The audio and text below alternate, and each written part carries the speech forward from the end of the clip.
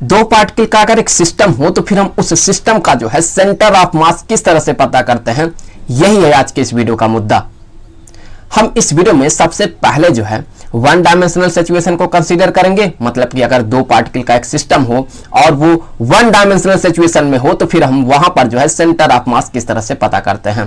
फिर हम two dimensional और थ्री डायमेंशनल के भी सिचुएशन को कंसीडर करेंगे और अंत में जो है हम पोजीशन वेक्टर के टर्म में भी जो है सेंटर ऑफ मास को पता करेंगे। तो सबसे पहले जो है वन डायमेंशनल सिचुएशन को कंसीडर करते हैं। तो इसके लिए जो है हमें चाहिए होगा दो पार्टिकल का एक सिस्टम। तो यहां पर ये मान लेते हैं कि ये है पहला पार्टिकल और यहां पर जो है ये है दूसरा पार्टिकल। तो यहां पर जो है ये हो गया दो पार्टिकल का एक सिस्टम। अब हमने ये मान लिया कि यहां पर ये जो पहला वाला पार्टिकल है इसका जो मास है ये है m1 और वहीं पर ये जो दूसरा वाला पार्टिकल है इसका जो मास है ये है m2। तो दो पार्टिकल का ये हो गया एक सिस्टम। हमने ये मान लिया कि इसका जो सेंटर ऑफ मास है वो यहां पर है, सेंटर ऑफ मास जो है वो यहां पर है। क्योंकि ये जो सिस्टम है ये एक्स एक्सिस में होगा, हम वन डायमेंशनल की बात कर रहे हैं ना, तो फिर यहां पर हम मान लेते हैं कि ये जो है ये एक्स एक्सिस में रखा हुआ है। सो यहां पर ये जो सिस्टम है ये एक्स एक्सिस में रखा हुआ है और एक्स एक्सिस का जो है यहां पर ये है इसका ओरिजिन। तो ओरिजिन से ये जो m1 मास है ये कितना डिस्टेंस दूर है, तो मान लेते हैं कि ये जो है यहां से लेकर के यहां तक का ये जो डिस्टेंस होगा ये मान लेते हैं कि ये है x1। सो यहां पर ये हो गया x1 और ये जो m2 है ये ओरिजिन से कितना दूर है, ये मान लेते हैं कि ये है x2 डिस्टेंस दूर। तो यहां से लेकर के यहां तक का ये जो डिस्टेंस होगा ये होगा यहां पर x2। तो m2 ओरिजिन से x2 डिस्टेंस दूर है और m1 जो है ये ओरिजिन से x1 डिस्टेंस दूर है। और ये जो सेंटर ऑफ मास है ये हमने मान लिया कि यहां पर ओरिजिन से जो है इसका जो डिस्टेंस है, इस सेंटर ऑफ मास का जो डिस्टेंस है वो हमने मान लिया कि वह है xcm। सो यहां पर ये जो डिस्टेंस है ये है xcm। हमें क्या पता करना है, हमें यहां पर ये जो xcm है इसे पता करना है, हमें यही बताना है। तो मैं आपको बता दूं कि ऐसे केस में ये जो xcm है जो कि इस सिस्टम का सेंटर ऑफ मास है, कहां से, ओरिजिन से, ये जो xcm है ये बराबर होता है, xcm ये बराबर होता है m1 x1 plus m2 x2 divided by m1 plus m2 के। तो ये जो आपको फार्मूला दिख रहा है ये एक बहुत ही इंपॉर्टेंट फार्मूला है। इससे जो है हम दो मास का अगर एक सिस्टम हो तो फिर हम वहां पर जो है सेंटर ऑफ मास पता कर सकते हैं। ये तो ठीक है, हम यहां पर ये बता सकते हैं कि ये जो सेंटर ऑफ मास है ये ओरिजिन से कितना दूर है, हम ये जो है इस फार्मूले से बता सकते हैं। लेकिन यहां पर ये जो सेंटर ऑफ मास है ये m1 से या फिर m2 से कितना दूर है ये हम कैसे बताएंगे। अगर हमसे ये पूछा जाएगा कि m1 से या फिर m2 से ये सेंटर ऑफ मास कितना दूर है तो हम इसे कैसे बताएंगे। ऐसे सिचुएशन में हम जो है या तो m1 को या तो m2 को जो है हम ओरिजिन पे रखा हुआ मान लेंगे। तो चीजों को सिंपल रखते हुए मैं यहां पर सबसे पहले एक्स एक्सिस कंसीडर कर लेता हूं। तो यहां पर ये हो गया एक्स एक्सिस और इस एक्स एक्सिस का जो है यहां पर ये हो गया ओरिजिन। हम क्या करेंगे, हम यहां पर ओरिजिन पर ही ये जो m1 मास रखा है इसे कंसीडर कर लेंगे। तो यहां पर जो है ओरिजिन पे ये m1 मास रखा हुआ है और यहां पर होगा m2। सो यहां पर ये हो गया m2, यहां पर ये जो है ये है m1 मास का, तो इसका जो मास है ये है m1 और इसका मास जो है ये है m2। और ओरिजिन से ये जो m2 है ये कितना डिस्टेंस दूर है, ये यहां से लेकर के यहां तक का ये जो डिस्टेंस होगा ये होगा x2, ये होगा x2। और चूंकि सेंटर ऑफ मास कहां रिसाइड कर रहा है, सेंटर ऑफ मास जो है वो यहां पर रिसाइड कर रहा है। और यहां पर ये जो सेंटर ऑफ मास होगा इसका ओरिजिन से डिस्टेंस कितना है, तो इसका जो ओरिजिन से डिस्टेंस है ये है xcm। तो यहां पर ये जो डिस्टेंस है ये है xcm। अब अगर ये हमसे कहा जाए कि ये जो m1 है ये ओरिजिन से कितना दूर है तो हम क्या कहेंगे, क्योंकि m1 ओरिजिन पे ही रखा हुआ है तो हम कहेंगे कि इसका जो ओरिजिन से डिस्टेंस है इस m1 का वो 0 है। क्यों? क्योंकि अगर इस केस में देखें यहां पर ये जो m1 है ये ओरिजिन से x1 डिस्टेंस दूर है।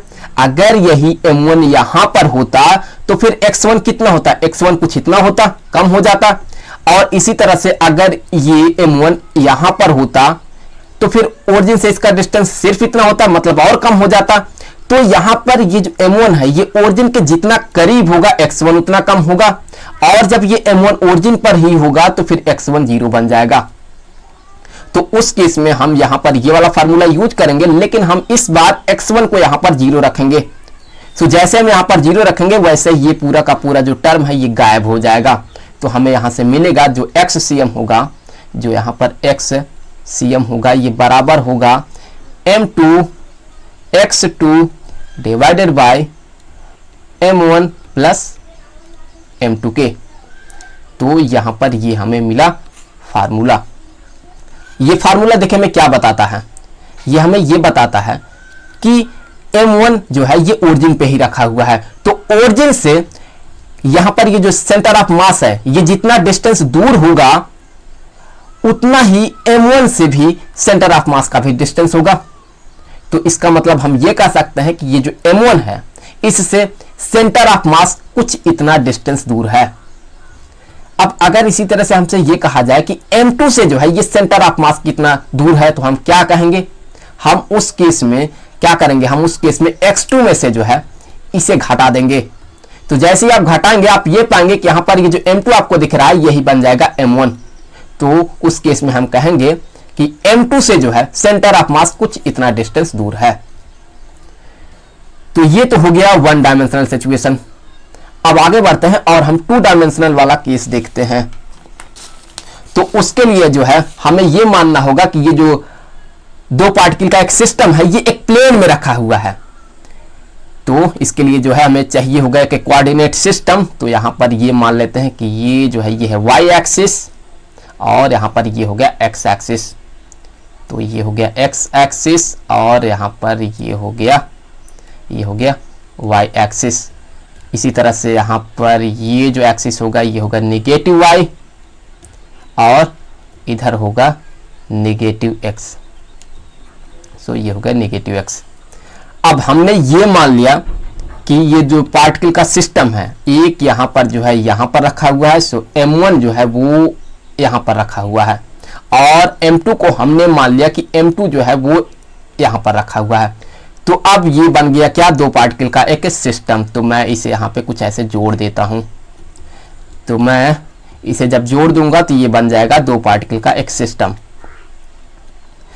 अब यहां पर ये जो m1 है सबसे पहले तो इसका मास लिख देते हैं। तो यहां पर इसका मास m1 और इसका जो मास है ये है m2। तो यहां पर ये जो m1 है इसका जो कोऑर्डिनेट है, चलिए मान लेते हैं कि इसका जो कोऑर्डिनेट बना यहां पर ये है x1, y1 और इसका जो कोऑर्डिनेट है ये है x2, y2। और जो सेंटर ऑफ मास है वो हमने मान लिया कि वो सेंटर ऑफ मास यहां पर है, यहां पर जो है इसका है सेंटर ऑफ मास इस सिस्टम का। तो इसका जो कोऑर्डिनेट होगा ये हमने मान लिया कि इसका जो कोऑर्डिनेट है ये है XCM, YCM। तो अब ये जो XCM होगा ये बराबर होगा किसके? ये बराबर होगा XCM, ये बराबर होगा m1x1 plus m2x2 divided by m1 plus m2 के ही। तो ये हो गया XCM। इसी तरह से जो इसका y वैल्यू होगा सेंटर ऑफ मास का जो y वैल्यू होगा मतलब YCM ये भी हम बता सकते हैं।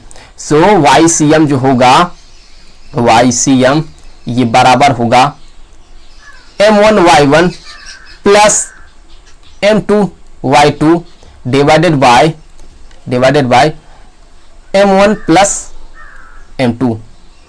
तो यहां पर ये होगा y वैल्यू इस सेंटर ऑफ मास का। देखिए हर एक फार्मूले पे अगले वीडियो में हम न्यूमेरिकल प्रॉब्लम सॉल्व करेंगे तो वहां पर जो है कंसेप्ट काफी बेहतर क्लियर हो पाएगा। तो अब तक हमने वन डायमेंशनल और टू डायमेंशनल वाला केस देख लिया है। अब यहां से हम आगे बढ़ेंगे और हम 3 डायमेंशनल केस को कंसीडर करेंगे। तो इसके लिए अब चाहिए होगा हमें 3 एक्सिस। तो मैं सबसे पहले एक्सिस को ड्रॉ कर लेता हूं। तो यहां पर ये हो गया y एक्सिस और ये हो गया x एक्सिस, ये हो गया y एक्सिस और यहां पर ये हो गया x एक्सिस और इसी तरह से यहां पर ये होगा z एक्सिस और यहां पर ये होगा इसका ओरिजिन। तो अब हमें यहां पर 2 मास का एक सिस्टम कंसीडर करना है। तो यहां पर एक मास यहां पर मान लेते हैं कि ये हो गया और दूसरा जो मास है वो यहां पर हमने मान लिया कि वो यहां पर है। तो अब ये हो गया 2 मास का एक सिस्टम। यहां पर ये जो है ये स्पेस में रखा हुआ है, इसका x वैल्यू, y वैल्यू और z वैल्यू तीनों वैल्यू है हम मान रहे हैं। तो यहां पर इसका होगा बीच में कहीं पर सेंटर ऑफ मास, तो यहां पर ये होगा इसका सेंटर ऑफ मास।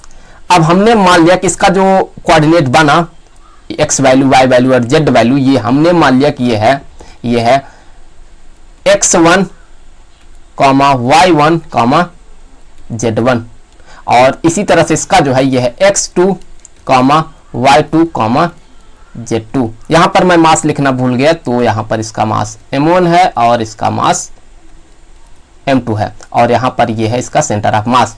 तो सेंटर ऑफ मास का जो x वैल्यू, y वैल्यू और z वैल्यू है ये हमने मान लिया कि है xcm, ycm, zcm। तो देखें xcm, ycm के लिए जो फार्मूला होगा वो फार्मूला यही वाला होगा, यही एप्लीकेबल होगा यहां भी। तो मैं यहीं से कॉपी कर ले रहा हूं। तो यहां पर ये फार्मूला हो गया और यहीं से हम कह सकते हैं कि ZCM के लिए कितना होगा, ये ZCM किसके बराबर होगा। सो ZCM जो होगा, ZCM ये बराबर होगा m1z1 plus m2z2 divided by m1 plus m2 के। तो यहां पर ये हो गया इसका z वैल्यू। एक चीज मैं और आपको बताना भूल गया, वो ये है कि अगर 2 से ज्यादा पार्टिकल हो, अगर यहां पर इस केस में देखें, अगर यहां पर एक और पार्टिकल होता, मान लेते हैं कि यहां पर एक और पार्टिकल ये है जिसका कि मास m3 है और इसका जो कोऑर्डिनेट है ये है x3, y3। तो उस केस में जो सेंटर ऑफ मास हम बताते वो क्या करते, हम करते ये कि यहां पर जो है हम प्लस करते m3 और यहां पर कर देते x3 और यहां पर भी हम जोड़ देते m3 को। इसी तरह से हम y वैल्यू को भी बताते कि इसका y वैल्यू जो होता है उसमें हम यहां पर करते m3 इंटू y3 और यहां पर डिवाइडेड बाय में होता प्लस m3 के। तो चाहे जितना पार्टिकल का सिस्टम हो, हम इस तरह से जो है बता सकते हैं कि उसका सेंटर ऑफ मास कितना होगा। तो अब यहां से आगे बढ़ते हैं और अब हम जो है पोजीशन वेक्टर के टर्म में जो है हम सेंटर ऑफ मास को बताएंगे। तो उसके लिए जो है मान लेते हैं, मैं 2 डायमेंशनल में ही इसे रिप्रेजेंट करूंगा, आप 3 डायमेंशनल वाला केस समझ जाएंगे अपने आप। अगर आप वेक्टर के चैप्टर को पढ़े हैं तो मैं उम्मीद करूंगा कि आप वेक्टर के चैप्टर को पढ़ चुके हैं, वैसे इस चैनल पे अवेलेबल भी है उसका वीडियो। तो इसके लिए मान लेते हैं कि ये है y एक्सिस और यहां पर ये है x एक्सिस। तो यहां पर ये होगा x एक्सिस और यहां पर ये होगा y एक्सिस, इसका ये होगा ओरिजिन। तो यहां भी हमें चाहिए होगा 2 पार्टिकल का एक सिस्टम। तो यहां पर ये हो गया m1 और यहां पर ये होगा m2। तो यहां पर ये हो गया 2 पार्टिकल का एक सिस्टम। तो यहां पर ये होगा 2 पार्टिकल का एक सिस्टम। तो यहां पर ये जो पहला वाला पार्टिकल है इसका मास m1 है और इसका मास m2 है। तो यहां पर ये जो m1 है इसका जो ओरिजिन से पोजीशन वेक्टर है, चलिए यहां पर ये होगा इसका ओरिजिन। तो इसका जो ओरिजिन से पोजीशन वेक्टर है ये मान लेते हैं कि यह है वेक्टर r1। सो यहां पर यह है वेक्टर r1 और जो m2 है इसका जो ओरिजिन से पोजीशन वेक्टर है, चलिए मान लेते हैं कि इसका जो पोजीशन वेक्टर है यह है वेक्टर r2, तो इसका पोजीशन वेक्टर है यह है वेक्टर r2, और यहां पर बीच में कहीं पर जो है सेंटर ऑफ मास होगा, तो यहां पर मान लेते हैं कि यह है इसका सेंटर ऑफ मास। तो यहां पर जो सेंटर ऑफ मास का ओरिजिन से पोजीशन वेक्टर है ये हमने मान लिया कि यह है vector R C M. So vector R C M इस सेंटर ऑफ मास का पोजीशन वेक्टर है। तो यहां से हम कह सकते हैं कि ये जो सेंटर ऑफ मास होगा उसका जो पोजीशन वेक्टर होगा, सेंटर ऑफ मास का जो पोजीशन वेक्टर होगा आर सी एम, ये बराबर होगा m1 vector r1 plus m2 vector r2 divided by m1 plus m2 के। तो यहां पर ये होगा पोजीशन वेक्टर के टर्म में दो पार्टिकल का अगर एक सिस्टम हो तो उसका सेंटर ऑफ मास। तो इस वीडियो में इतना ही। अगले वीडियो में हम इस पर जो है न्यूमेरिकल प्रॉब्लम सॉल्व करेंगे। तो मिलते हैं आपसे अगले वीडियो में।